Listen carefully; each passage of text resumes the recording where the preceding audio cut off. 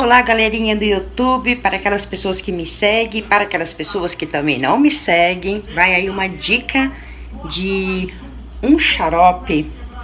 Ele é para tosse, asma, rinite, bronquite e assim, ele é muito bom, caseiro e muito fácil de preparar. Vamos aos primeiros ingredientes?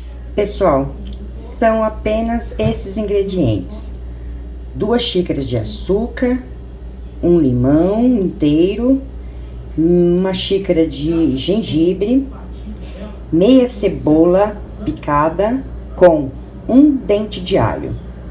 E para finalizar, se você tiver essência de própolis, né? Ele é muito bom, tá ok? Vamos ao primeiro passo.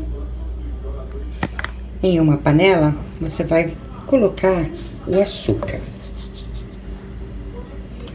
Vamos deixar derreter esse açúcar, vai virar um melzinho.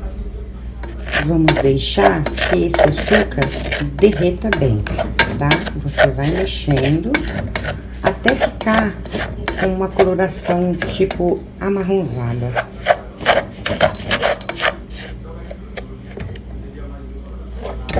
Olha, já tá derretendo, né?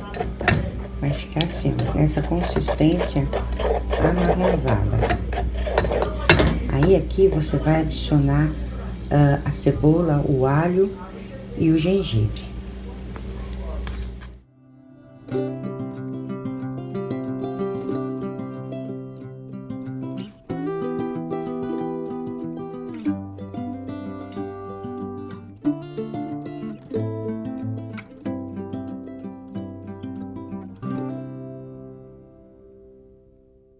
Vai adicionar água. Eu vou fazer aqui meio litro de xaropinho. Coloca água. Pessoal, e deixa ferver, tá? Ferver bastante. Olha, pessoal, já derreteu aquele açúcar, tudo, né? E vai ficar assim, ó. Aí você vai deixar fervendo por mais ou menos uns 20 minutos, tá? Até ele pegar um saborzinho, tá bom? Vamos aguardar a fervura. Olha aí, pessoal, já desliguei o fogo.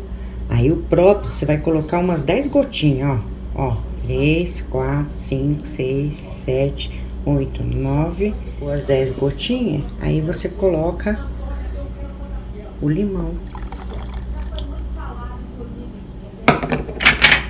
Mistura bem.